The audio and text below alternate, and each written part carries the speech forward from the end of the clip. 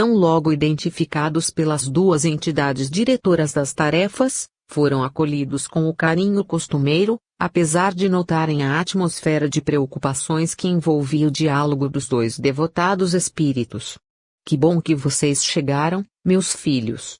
Estava agora mesmo comentando com Ribeiro as ocorrências de hoje. Sim, doutor, foram eventos fora de nossas rotinas, falou Jerônimo, desejando suavizar os comentários. Mais ou menos, meu filho.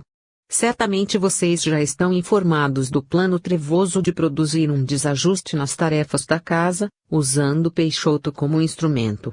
A esta altura, o nosso infeliz irmãozinho já assumiu a sua posição de vítima e, manipulado pelos pensamentos inferiores a que não aprendeu a resistir, trama espalhar dúvida no coração de alguns outros médiuns invigilantes e trabalhadores da nossa intimidade que, certamente, morderão a isca e, ao invés de obstarem a proliferação do bacilo da calúnia ou da desconfiança, serão o oxigênio fresco alimentando a fagulha acesa pela palavra leviana do irmão invigilante.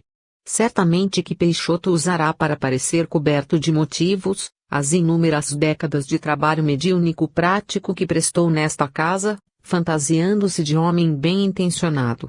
Correrá os olhos nos livros de Kardec para encontrar frases que lhe sirvam à desculpa maliciosa de levantar a discussão, dizendo estar preservando o interesse doutrinário através da liberdade de questionar e do dever de duvidar, questionando tudo. Como sempre acontece com todos os levianos bem disfarçados, tentará criar um ambiente de seriedade e gravidade do assunto para melhor iludir os incautos. Questionará a lisura e a honradez do dirigente amigo que, ao longo de tantos anos, sempre lhe prestou a solidariedade fraterna nos momentos mais difíceis de seu crescimento espiritual. Esquecerá as inúmeras visitas que Jurandir empreendera junto ao leito de parentes enfermos, em casas e hospitais, os favores da instituição para criaturas em dificuldades materiais que foram atendidas graças à compreensão e sensibilidade da liderança de nosso irmão Peixoto. Se esquecerá dos conselhos generosos e das horas consumidas por eles nos diálogos visando a solução dos problemas familiares mais intrincados, sempre recebendo de Jurandir o conselho lúcido e fraterno, coerente e amigo. Esquecido de toda sorte de benefícios diretos e pessoais para só se lembrar deste pequeno incidente, estará cavando a própria cova, se assim poderíamos nos expressar. Jerônimo e Adelino se entreolharam surpresos, ao constatarem que Bezerra já estava ciente de tudo o que eles haviam acabado de escutar no interior do veículo, onde Peixoto era emocionalmente manipulado e o plano ia se delineando em sua mente. Puxa, doutor, e nós aqui estávamos imaginando que iríamos contar alguma novidade a vocês. O senhor já sabe de tudo? É que estamos em sintonia constante com todos os queridos irmãos encarnados que aqui trabalham. Se as entidades inferiores precisam segui-los para saber quem são, os seus verdadeiros amigos que somos nós, estamos sintonizados com eles mesmo à distância, sabendo o que pensam, o que fazem, o que pretendem. Quando os espíritas encarnados estiverem mais conscientes de todos estes fatos, diminuirão sensivelmente as leviandades de conduta que se permitem, agora, somente porque, não enxergando seus tutores espirituais, imaginam que não saberemos o que estão fazendo. Entendendo que o momento permitiria maiores esclarecimentos, Ribeiro comentou, sereno, mas firme, nossos irmãos são crianças em crescimento. Acompanhamos seus passos com a antecedência dos próprios pais vigilantes que sabem o que pretendem seus filhos imaturos. Por isso, estamos avisando a todos sobre a necessidade das transformações. Reconhecemos que os eventos desta noite não são agradáveis para ninguém. No entanto, permitimos a sua ocorrência por vários efeitos apreciáveis e construtivos. O primeiro em função das necessidades do próprio visitante. Iludido na descrença por imaginar que Deus é uma grande lorota, recebeu hoje a injeção de verdades que demonstram exatamente o contrário de suas ideias. Como está enterrado em problemas até o pescoço, tudo o que escutou aqui lhe serviu como uma injeção de vida na consciência culpada que tenta matar diariamente. Depois de trabalhado pela horripilante hipótese de que os espíritos sabem de nossas mais secretas quedas, não lhe restará dúvida alguma diante da comunicação de Gonçalves, pobre alma surrupiada em suas esperanças e em sua própria vida. O segundo efeito benéfico foi o decorrente da decepção que o próprio Peixoto sentiu depois de todo o acontecido. Nosso invigilante irmão ainda não entendeu que a mediunidade é coisa séria e não um balcão de negócios onde o interesse pessoal comanda tudo. Afastamos Peixoto de seu corpo e permitimos a ligação direta de Gonçalves para que o médium aprendesse importantes lições e que, compreendendo que não é ele quem dirige o intercâmbio, colhesse os frutos amargos de seu comportamento interesseiro. O terceiro efeito esperado por nós tem ligação direta com o que aconselhamos ao final da reunião através de nossa dalva. Que os médiuns e trabalhadores estivessem atentos, porque os que não guardarem vigilância e seriedade com os objetivos do trabalho espiritual serão, por causas naturais, separados dos outros, afastando-se do grupo. Aproveitando a pausa que se fizera natural nas afirmativas de Ribeiro, Adelino completou: é o que estamos vendo agora começar a acontecer, então? Isso mesmo, meu filho, respondeu Bezerra, sincero e grave. Infelizmente, o mal prolifera naquele que ofereça ambiente interior fecundo para a maldade. Em todas as pessoas que ainda não aprenderam a ser transparentes, sinceras e limpas de coração, o lodo da malícia, da inveja, do ciúme adubam a terra íntima para a semente da discórdia nascer e crescer. Daí, os que se afinizarem nos mesmos processos inferiores, por se sentirem reunidos debaixo do mesmo patrocinador a dúvida, se deixarão contaminar e, por suas próprias pernas partirão em grupo para as experiências de evolução de que necessitam. Vão apoiar-se uns nos outros parecendo estar cobertos de razão, alimentando-se reciprocamente sem que entendam os meandros das entidades negativas que os manipulam, sempre baseadas no interesse material do qual estes irmãos ainda não se desvincularam. Em alguns, é o interesse de realce pela vaidade, em outros, o interesse de progresso material motivado pela ambição. Outros têm o interesse de descanso, motivados pela preguiça, outros o de permanecerem no cultivo dos prazeres fáceis, pela luxúria, outros mais de conquistarem afetos a qualquer preço, estimulados por suas carências afetivas. Nós os conhecemos tão bem que, sem nos colocarmos como profetas da desgraça, saberíamos dizer, nome por nome, quais deles comporão o rol dos que deixarão esta casa, usando as mais inconsistentes desculpas. No fundo, entretanto, isto será uma benéfica purificação, representando a seleção natural que visa a harmonia do conjunto. A harmonia está dificilmente conquistada com a presença de elementos tão heterogêneos. Depois da natural turbulência, um ambiente de maior equilíbrio e de melhoria do trabalho beneficiará a todos nós. Estão sendo avisados sobre a necessidade de se transformarem realmente. No entanto, imaginam que isso é apenas aconselhamento rotineiro, destituído de profundidade. Perceberão, tarde demais para eles mesmos, que foram alertados com muita antecedência e, ainda assim, caíram na armadilha das trevas. A maioria se perderá no cipoal das próprias imperfeições porquanto, assim que deixarem o ambiente de trabalho sério, não encontrarão alimento espiritual adequado aos seus anseios. Da mesma forma, não estão imbuídos de suficiente espírito de abnegação para lutarem contra as adversidades e se apoiarem no combate ao germe do personalismo, do exclusivismo, da ideia de superioridade que nutrem um em relação ao outro, não conseguirão formar um grupo que se entenda. Serão, apenas, companheiros de motim embasados em reclamações diversas. Nenhum deles dispõe, ainda, das qualidades essenciais para ser um bom capitão do barco, nem destreza ou competência para entender as leis da navegação. Servem muito bem para esticar as amarras, baixar as velas, para servir comida ou levantar âncoras. Mas nenhum deles detém experiência ou a competência espiritual para assumir o comando do navio. Então, o que se vai ver é o grupo dos amotinados abandonar o navio e, no barquinho do individualismo onde transportam o seu grande cabedal de orgulho, moverem os remos cada um por sua conta, desejando chegar ao paraíso, mas não sabendo como fazê-lo. Vão navegar dessa forma até que se cansem e que padeçam sob o sol escaldante e a sede inclemente, não conseguindo chegar a lugar algum, restando, por fim, o arrependimento por terem sido tão tolos a ponto de abandonarem a nau que os protegia e transportava. Quando isso ocorrer em suas vidas, o peso do desencanto e do orgulho que carregam no barco da personalidade será o obstáculo maior para que aceitem voltar ao navio que abandonaram.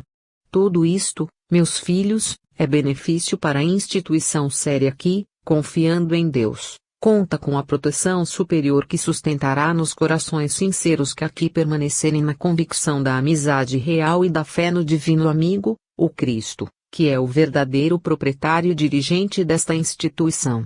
Passaremos por um breve período de agitação que, em algumas semanas estará superado pela perseverança no bem dos que aqui permanecerem.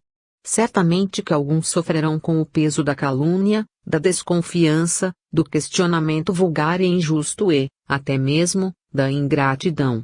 No entanto, os verdadeiros trabalhadores do Senhor não estão aqui à cata de lisonjas, homenagens, compreensão ou apoio. Servem, mesmo em plena solidão, procurando fazer o melhor. Entregam toda a sua defesa ao Pai que tudo sabe, continuando a trabalhar mesmo sob a saraivada de acusações e mentiras. Esse é o pedaço amargo dos que estão na responsabilidade. Pela forma como se conduzirem aos ataques, demonstrarão se estão ou não preparados para enfrentar os desafios da liderança. Só serão dignos da confiança superior se não se abaterem ou desanimarem à frente das tarefas do comando, nem desertarem das responsabilidades ante o bem a ser feito. E observando a atenção dos que o escutavam, arrematou Bezerra, todos estão sendo testados neste momento de crescimento. Peixoto, os médiuns, trabalhadores e o próprio Jurandir passam pela prova. Os que perseverarem no ideal sincero, no entanto, estarão protegidos. Como nosso objetivo é o de observarmos os mecanismos de separação do joio e do trigo neste momento de transição da humanidade, creio que seria de todo interessante que vocês acompanhassem ao seu em sua rotina pessoal no dia que amanhece, da mesma forma que os parentes diretos de Alberto, bem como seus antigos patrões, Moacir, Rafael e, em particular a jovem Lia, amante deste último. Das atitudes que adotarem entenderemos a lógica superior que sabe avaliar em cada filho qual a sua efetiva condição espiritual estampada nas próprias reações ante aos desafios que se lhes apresentem. Quanto a nós, seguiremos monitorando todos os eventos, sendo certo que seremos mais produtivos com menos trabalhadores devotados e sinceros do que com muitos, indiferentes e dissimulados, presos às coisas do mundo. Encaminhados nas rotinas de estudo a que se dedicavam, Adelino e Jerônimo despediram-se seguindo rumo às tarefas que se multiplicariam nos dias seguintes, avaliando os efeitos em cada pessoa, espírita e não espírita, das tentações, desafios, fracassos e quedas, todos como mecanismos de aferição do bem verdadeiro já pulsante no coração de cada encarnado que, nestas horas, está sob o teste seletivo para a grande transição. 23 Alceu. Depois que saiu do centro espírita, extremamente abalado, Alceu não podia voltar para casa naquele estado. Sua esposa logo perceberia a brusca alteração emocional. Apesar de estar acostumado às pressões do mundo dos negócios, jamais estivera diante de tão complexas questões simultaneamente. Precisava de tempo para pensar. Então, resolveu procurar conhecido restaurante onde, em ambiente tranquilo e ao influxo de alguma bebida relaxante, recobraria um pouco do equilíbrio, entre baforadas de seu cigarro favorito. Ao lado dele, entidades inferiores enxameavam seus pensamentos. Não falamos que você não deveria ir, seu burro.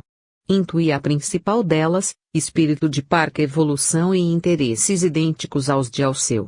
Bem feito, tomou na cabeça porque, além de um idiota, é teimoso. Num mecanismo automático muito comum nos processos obsessivos já instalados, Alceu repetia mentalmente as mesmas ideias, falando de si para consigo mesmo: eu sou mesmo um burro, Um idiota. Nunca deveria ter me metido nestes negócios de espiritismo. Fui procurar e acabei encontrando ponto. Sempre pensei que fosse uma questão de a gente pagar para conseguir o que queria e pronto. Que eles fossem pedir umas velas, umas comidas quaisquer, algum dinheiro e só. Você pensa que esses lugares não são perigosos, que representarão a solução fácil para seus problemas? Pois fique sabendo, seu imbecil, que há certos lugares muito perigosos para todos. Tão perigosos que não entramos com você. Tá pensando que a gente é doido? Se você quer se meter com os luminosos, vai acabar queimado por tanta luz. E o singular diálogo prosseguia enquanto a bebida ia fazendo efeito. O que mais incomodava o pobre ao seu espírito mesquinho e acostumado aos jogos de interesses, era o fato de que sempre conseguira a absolvição dos ilícitos crimes praticados no passado à custa de oferendas feitas nos templos religiosos nos quais comparecera. Ele que, além de ter sido um ingrato funcionário, de ter fraudado a confiança do antigo patrão e, em consequência, ter contratado a morte dos 2 inocentes, julgara que de tão graves atitudes conseguiria safar-se ofertando alguma fagulha de sua fortuna às igrejas tradicionais, sendo por elas considerado um benfeitor, digno dos maiores elogios. Mas que malditos sortilégios esses espíritas utilizam para fazer levantamento do túmulo às almas penadas. Não sei se Peixoto poderia saber de minhas relações sexuais, de meus problemas administrativos e minha forma de tratar meus funcionários. Talvez alguém pudesse ter-lhe contado. Quem sabe minha própria esposa, aquela cobra. Mas estou seguro de que ninguém sabe de fatos tão graves quanto os que envolvem Gonçalves e sua mulher. Por que diatribes de Satanás se apresentou o maldito velho a me cobrar da consciência as coisas de um passado tão distante? Já se passaram 3 décadas. Eu nem mesmo era casado. Nunca revelei tais fatos a ninguém, nem mesmo aos diversos padres que já passaram pela catedral, sempre desejosos de que nos confessássemos para a obtenção da salvação através das penitências. E olha que já deixei uma pequena fortuna nas doações que fiz para as inúmeras reformas. Sou tido como o maior benfeitor da comunidade religiosa, apesar de sempre solicitar o anonimato. Se gostam de alardear o meu nome aos 4 ventos, o fazem contra a minha vontade, porquanto sempre peço o contrário. E, mesmo assim, como pode me aparecer Gonçalves e me tacar na cara essas coisas? Imagine se houvesse algum juiz, algum promotor ou qualquer autoridade policial naquela sala, escutando aquelas revelações tão secretas? Puxa vida, será que não havia? Eu não conhecia ninguém lá dentro além do idiota do Peixoto. Aliás, esse interesseiro cujo maior interesse em mim era sobre meu dinheiro, certamente que me prestou um grande favor. Com a sua conduta tão baixa, deu-me a excelente desculpa para me afastar de sua labiosa armadilha, através da qual, certamente, pretendia me ajudar para, depois, me arrancar algum dinheiro pelos favores prestados com essas rezas. Eu conheço bem esse tipo de gente. Sempre dando com uma mão para esperar receber algo na outra. Só o pensar nas coisas criminosas que fizera há tanto tempo já deixava o seu nervoso. Quanto mais imaginar que tais pessoas mortas pudessem ainda continuar por aí, denunciando seu crime, comandando seus negócios como afirmara o próprio Gonçalves. Isso era algo inimaginável. Morto era morto e vivo era vivo. Mas as provas que tivera naquela noite eram incontestáveis. Só ele sabia daquelas verdades. Nem mesmo seu advogado fora informado de que a morte dos velhos fora encomendada e paga por ele próprio. Mesmo os bandidos que a haviam cometido, poucos meses depois haviam sido mortos também, em um enfrentamento com a polícia, segundo noticiaram todos os jornais da época. Não restavam testemunhas. O que devo fazer? Disse que iria denunciar aquele antro de enganadores, mas acho que se mexer nesse negócio as coisas vão piorar ainda mais para o meu lado, meditava, temeroso, o empresário. Eu nunca acreditei nessas coisas de espiritismo, mas, por via das dúvidas, a gente nunca pode ter certeza, isso mesmo murmurava o obsessor ao seu ouvido. Deixe essa corja de intrometidos sossegada. Mais dia ou menos dia, acabam encontrando o que merecem. Além do mais, você tá com um medão danado, hein? Corajoso. Ah. Ah. Ah. Explodia a gargalhada da turma ao redor do empresário, que se imaginava sozinho naquela mesa de restaurante quase vazio. Mais de 30 entidades o assediavam, entre elas, Gonçalves, a esposa assassinada, os 2 ladrões contratados para matá-los, entre os outros diversos prejudicados ao longo de sua vida de homem bem-sucedido, como se orgulhava de dizer aos seus mais próximos. Bem, vou deixar esse povo macumbeiro, feiticeiro ou sei lá que raio de coisa quieto em seu lugar, desde que eles também não me venham provocar. Mas e quanto ao Gonçalves? Como faço para livrar dessa perseguição? Será que ela é real? Acho que vou precisar me aconselhar com Dom Barcelos. Afinal, ele é versado em teologia e, certamente, entende disso mais do que eu. As goladas do bom uísque e a nicotina tinham produzido o efeito narcotizante já conhecido, graças ao qual Alceu recuperara a calma para tomar o rumo de casa. Precisava dormir um pouco antes dos embates do novo dia. Todavia, ainda assim, aquela seria uma noite agitada. Seus pensamentos giravam em sua cabeça e, as poucas vezes em que seu espírito se desprendia do corpo, via diante de si o velho Gonçalves, irônico e ameaçador, obrigando-o a voltar rápido para a organização física onde despertava, agitado. Como dormia sozinho em um quarto isolado, a esposa não testemunhava seu sono turbulento. No entanto, tudo aquilo era mais do que simples fruto de sua imaginação. No fundo sabia que tais imagens bizarras tinham muito a revelar aos seus sentidos lúcidos. Era a volta da consciência amortecida aos estados de lucidez onde, primeiro a culpa, depois o arrependimento e, por fim, o trabalho de recuperação através da prática do bem cooperariam com Alceu para a transformação real, depois de tantos anos envolvido pelos prazeres e desfrutos, farras e passeios, carros e bebidas. Agora que se vira frente a frente com sua pior vítima, saber que ela o esperava para o ajuste de contas fazia seu sossego desaparecer. E o sono se tornara um tormento porque, cada vez que desejava descansar, repetia-se a cena da perseguição de Gonçalves, esperando para sua vingança. A duras penas estava descobrindo que o crime é a armadilha que prende o criminoso. Foi nesse estado de desajuste que Jerônimo e Adelino foram encontrá-lo, na luta para tentar descansar um pouco. No fundo, Alceu e todos os outros eram sócios no mal ou no crime. Ele havia feito o que fez para ficar rico, mas Gonçalves, mesmo do lado de lá da vida, o usava como seu empregado. A vingança que o espírito ia construindo para seu algoz era lenta e cruel, uma vez que envolvia a perda de tudo, da família, do sossego, da saúde mental e, por fim, da própria vida. Depois de se impor pelos laços vibratórios da sintonia no mal, Gonçalves estimulava as fraquezas de Alceu a fim de que infringisse os comportamentos corretos com os excessos de seus desejos.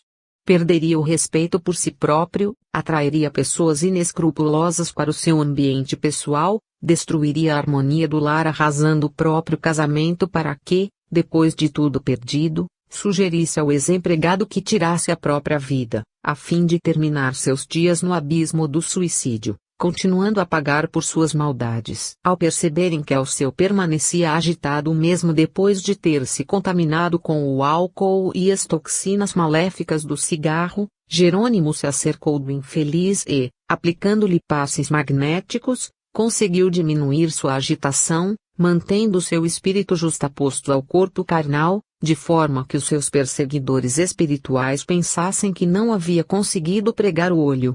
Considerando que seus intentos haviam sido atingidos, tais entidades se dariam por satisfeitas. Então, ávidas para aproveitar os restantes da madrugada, muitas delas partiram em busca dos antros de prazer ou emoção onde iriam desfrutar o tempo de escuridão que lhes restava, junto aos outros encarnados emancipados pelo sono, permitindo que Alceu ficasse sem tantas companhias. Quando a maioria delas partiu, restando apenas Gonçalves e o obsessor principal, Jerônimo se fez visível para ambos. Assustados com a intensa luminosidade, Afastarão-se para um canto do quarto, levantando imprecações e xingamentos enquanto comentavam, um com o outro: deve ser algum dos enviados de lá, do antro da luz, onde o nosso idiota boneco se meteu esta noite. Falou o comandante da perseguição. Acho que deve ser, mesmo, respondeu Gonçalves. Eu não tive muito tempo de ver nada naquele lugar. Só sei que alguém me levou até aquela mulher alto-falante dizendo que poderia falar tudo o que desejasse, que ela repetiria. Saia daqui, alma penada, esse lugar é nosso, gritou o outro na direção da luminosa entidade. Observando o medo dos dois remanescentes, Jerônimo os acalmou, dizendo: estamos aqui em missão de paz, meus irmãos. A paz de vocês é guerra para nós, respondeu o mais arrogante dos dois. Pois os vemos como nossos inimigos. Estamos desejando compreender os motivos que levam vocês e ao seu ao tormentoso patamar da loucura. Não somos loucos. Somos vingadores, isso sim. Fomos vítimas de um louco e enlouquecemos no ódio que nos faz estar aqui para o devido acerto de contas. E não vamos deixar que os anjos venham a se meter em nossos negócios porque, certamente, devem estar muito mal informados a respeito desse traste, se estão procurando defendê-lo. Conhecemos todos os problemas pelos quais vocês passaram, tanto quanto sabemos das responsabilidades de alcionador de vocês. No entanto, as dores existem para que, um dia, passem. Nos parece que os dois irmãos gostam de cultivá-la, ainda que reclamem de sua causa, utilizando-a como desculpa para a sede de vingança.